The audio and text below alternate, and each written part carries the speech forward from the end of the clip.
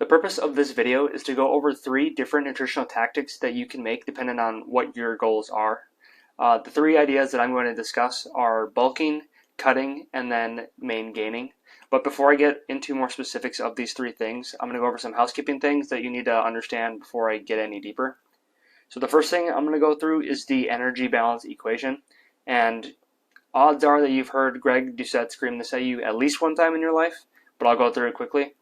So the energy balance equation is the amount of calories you eat or consume minus the amount of calories that you burn, and then that is your energy balance. If that number is positive, that means you are in a calorie surplus, so you're eating more calories than you burn, and then that is associated with gaining weight. And then if that number is negative, that means you are in a calorie deficit, so you are burning more calories than you are eating, and that means you are losing weight. And then if you refer to someone, or if you hear someone refer to like anything about maintaining or as Greg will say, Maingain, what this means is that you're eating at maintenance calories, so that energy balance equation comes out to about 0. So when defining the terms that I'm about to discuss, maintaining is associated with staying at the same body weight but improving your body composition, and this is done by both simultaneously building muscle and losing fat, and this requires you eating at your maintenance calories. The second term, bulking, this is a purposeful increase in body weight with the priority of being the majority of that weight muscle mass, and this requires a calorie surplus. And then the third term, cutting, this is decreasing your body weight with the priority of losing body fat, and this requires a calorie deficit. So now I'm going to quickly run through the pros and cons of both bulking or cutting. So the pros when it comes to bulking is your performance in the gym and the pumps you're going to get in the gym, they're fucking nuts. Like, you just got, if you haven't experienced it for yourself, you probably should at least do a bulk if you're trying to get big, but you just got to experience that shit for yourself. Another pro to bulking is that you just have the nutritional resources available and you're providing it to your body to build muscle, which is the goal. When you have this increased food, you have much more freedom with the food choices that you're able to make. And then another big thing is that having these calories and being, if your macros are set up correctly, is optimal hormone functioning, and that will positively impact all aspects of your life, from your mood, your sex drive, your sleep, the motivation you have in and out of the gym, and then just simply your overall outlook on life. And then if your training and your recovery are good during a bulking phase, you should be building muscle.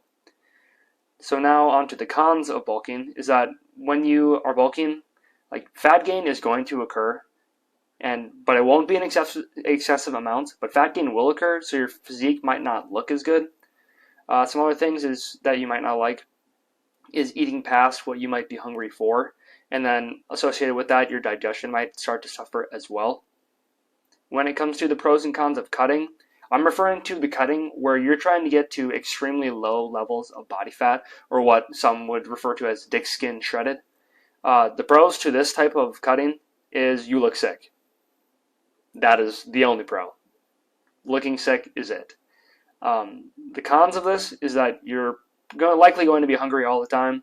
You're going to have shit energy both in and out of the gym, so your performance and your pumps are going to be shit, and you are likely going to lose some muscle mass as well. And also, be very careful during these phases, because this is where an extreme case of body dysmorphia can start to develop.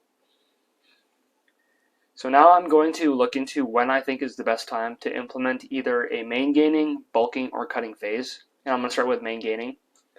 So the best time, I think, for people to maintain is for those of you who are either new to the gym or are getting back into lifting after a pretty prolonged break of, I would say, at least like 3 months or longer. When you are in this like newbie phase, the improvements you're going to see in almost all aspects of your fitness will be essentially effortless. Your performance in the gym is going to go up really fast, you're going to get strong, and then your body composition is going to improve. And then you can use this maintaining phase to assess what a person's maintenance calories are at. And it doesn't have to necessarily mean tracking everything. You can have them eat intuitively just to make sure that they're eating for performance and recovery and trying to keep their weight relatively stable. But you also can try and get a more exact number and track the calories, because knowing your maintenance calories is extremely beneficial, and I'll explain why later on. So when it comes to bulking, Once the euphoria of like the beginner gains fades and your progress isn't just as simply easy as looking at a weight and walking in the gym, once you get through this initial phase, just because you personally really want to add more muscle tissue does not mean that the body does as well. Evolutionarily speaking, having maximal amounts of muscle tissue is not conducive regarding what is best for us to survive. So we have to convince the body that adding more muscle tissue makes sense. And this convincing is done through signaling from training really hard in the gym and then providing the body with the proper resources to add in more tissue, which is just the food that you're eating. If you're looking to maximize muscle gain, a calorie surplus ensures your body has the resources from the food you're eating to grow. And the weight you'll gain in a surplus isn't going to be exclusively muscle. Fat gain will occur, but consider the positives I stated earlier that are associated with this extra fat gain. And then the more time you spend with a healthy amount of body fat, the better results you are going to see long term in your pursuit of getting yacked. So with bulking, fat gain is warranted, but it should not be glorified. Getting too fat, doing it too quickly, or following a dirty bulk is a bad idea, and I'm going to run through some reasons why. If you gain too much fat, your performance in the gym and the process of building muscle, they're going to be negatively impacted if you get to the point of just having too much body fat. If your cardiovascular conditioning is so shit because of your increased fat mass and your recovery in between sets and sessions, it's going to suffer. So that's something you do not want to have to deal with. Insulin resistance can become an issue, and you won't be able to utilize carbohydrates nearly as effectively. And when it comes to building muscle, carbs are vital for that, as they're the fuel for your workouts and your recovery. And if your muscles aren't able to pull in and utilize the carbohydrates you're eating, it's not going in your muscles, so it's probably being stored as excessive fat. And then, what's the point of eating these excess calories if your muscles aren't using them for what we want them to be used for? And then, so once you get too much fat, those are some issues you can have. And then gaining fat too quickly is also a problem, as you want an effective bulking phase to last as long as you can possibly make it. So compare two versions of yourself, where one is going to follow a steep surplus, whether it's dirty or not. Their energy balance is really high. And then, so that person, their weight gain is rapid. And then compare that to the other version, where they're in just a slight surplus and the weight gain is slow and steady. The sooner you get to that point of diminishing returns with additional fat gain, the less effective your bulk will be. And this point of diminishing returns is individual to each and every one of you, as some people, like myself, run naturally lean, where like when I was a kid, it felt like no matter what I ate, I was just going to be shredded with abs no matter what. Where some other people are on the opposite, and they've just run more comfortably with a higher level of body fat. But this point of diminishing returns is commonly seen when ab definition starts to just really fade. So you do not want to gain fat too quickly, so instead you just want to take it slow. This is where, if you know what your maintenance calories are, being able to do this will be so much easier, because you're able to start off in a small surplus, and you'll know what that surplus should be, of only like maybe 200-300, a few hundred calories. So once you make that first step of increasing your calories to a few hundred above your maintenance, stay there and train your ass off for a few weeks, and then see what your weight does. If your weight hasn't budged after a few weeks, then bump up the calories another small jump. But if your weight has increased from that original jump, keep the calories there and just continue doing what you're doing, training hard, recovering well. The weight gain is relative to you and what your body weight is. So let's say like a 120-pound person, 1 pound of weight gain in a week is a lot different than if a 220-pound person gains a pound. The rule of thumb you'll see many use is to shoot for a pound increase per week, but I think that's relatively steep. If you were on like a 3-month bulk and you gained 12 pounds, I can guarantee you not even close to that amount will be 12 pounds of muscle gain. So you want to keep the increases in body weight slow and steady over longer periods of time. And then you want to continue this phase of small increases in calories followed by slow increases in body weight as long as you can. And then once you find after a few weeks your weight will plateau, that's where you can increase calories again. And then you're going to repeat this as long as you can until you reach that point of diminishing returns of additional fat gain. And then this process can last so much longer, like months longer, than a bulking phase if you just started off just eating everything in sight with a super high surplus, and you get to those body fat levels that are just too high and you get no additional gain. You'll get there months sooner than had you just done the small increases in food. So what do you do once you reach the point where any excess body fat that you might accumulate isn't conducive to building muscle? And then this is where the debate between either main gaining or cutting comes into play. And before I get into which decision to make, regardless of whatever decision you do make, my advice for those of you who are trying to get as big as possible is to limit the extreme dive into cutting. And this is like the dick skin lean cutting. No progress is made when you're in this stage of being that lean and in such a steep calorie deficit. If you want to maximize your long-term gains, avoid this phase at all costs, unless like obviously you're prepping for a show or have some photo shoot or some shit where extreme leanness is required. But once you reach the end of a bulking phase where we're at that like point of diminishing returns of fat gain, I think both main gaining and cutting in short phases are viable options. So some signs to look for that signal that main gaining is your way to go is, one, you're still hungry as shit and your digestion is good. Food is running through you, you're not having any issues there. Your energy levels throughout the day are good. And then if you get blood work done, the labs come back at good levels. If you want to maintain, simply just stay at the last caloric intake you were at that kept your weight stable.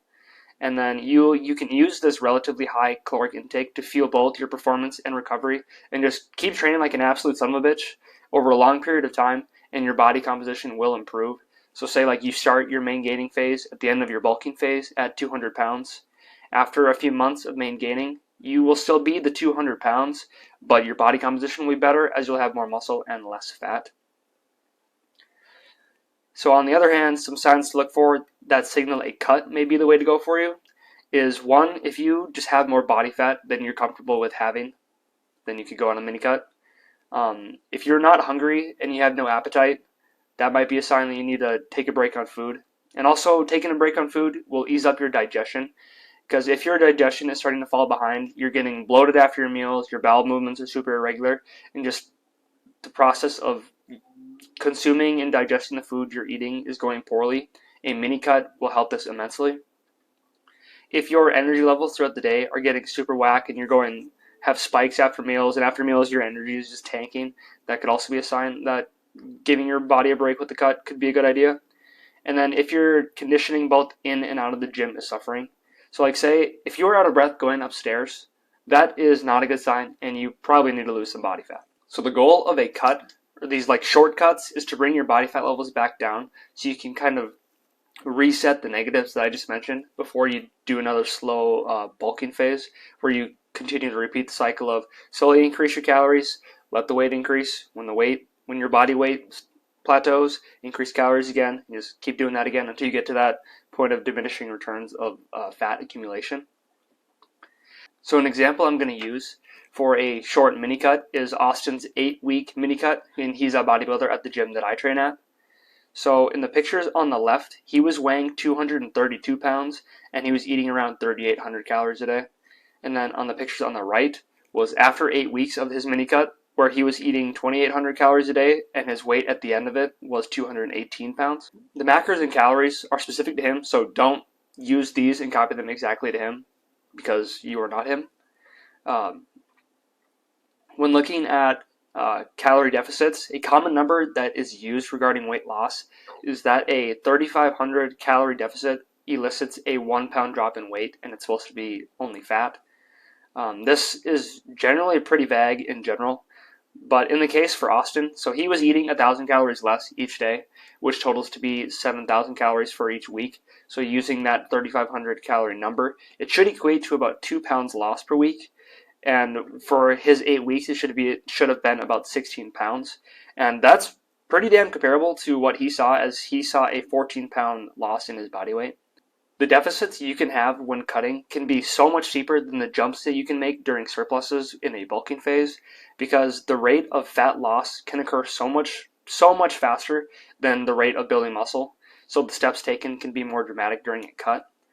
Small periods of deficits like this, they won't impact your hormone production or your overall health. It's when you do that for chronically long periods of time. And like specifically to Austin here, he's still eating almost 3,000 calories a day, which is still plenty of food for his body. And then after looking at the pictures of him, you can see that his minicut was pretty damn successful. His waist is so much tighter, and then just overall muscle definition has improved drastically. So when you start off on either a bulk or a cutting phase, the experience you have to start might seem super easy, like, oh, this is going well, I don't have any issues. But as weeks progress, you might start to just, like, the experience of it will be less and less tolerable for you. So some tricks you can have, we'll start with bulking, is decrease your protein and fat intake and increase your carbohydrate intake. Replace eating any whole fruits you have with drinking fruits. And then if you drink a bunch of water with meals during a bulking phase, try decreasing how much water you're drinking in the meal. Once you have the meal in front of you, consume the carbohydrates first and then the proteins and fats second. Make sure you're salting all of your meals. Going for 10-minute walks after meals are God tier during a bulk, as it will help with digestion and keep your energy levels more stable. If you are one for rice and are sick of just eating plain ass white rice, put some honey on top of your rice, because that's just straight carbs and calories, and it makes that shit a lot easier to just keep eating. And then let's say after you have a big meal, an hour or so after, have one piece of a super highly palatable food item, like a chip or something, 1 hour after your meal, and then just have the one, and then don't eat anymore. Within an hour or two, you will be ready to have your next meal. And then when it comes to food selection for your proteins, consume ground meats rather than steaks, breasts, or fillets. And then when it comes to cutting, to make that experience a more tolerable experience, if you're getting towards like the leaner end where your calorie intake is super low, increase your protein and fat intake and decrease your carb intake. Switch out your fruit juices for whole fruits. Increase your water intake with the meals. When the plate is in front of you, consume your proteins and fats first, and then your carbohydrates second. And then when you're eating the proteins, have bigger cuts of meat or chunks of food, so like steaks, breasts, or fillets compared to ground. If you are interested in more details as to why these tactics work, you can read about it in my Potent Priorities ebook. Some of the things I have to offer in the name of helping you get fucking yacked is you can sign up for my free programming I provide, and it's called Progression Programming. Within this, I have YouTube videos where I walk through the goal of each program, why I chose the exercises, the rep ranges, pretty much like everything that I did to make it conducive to the goal of the program.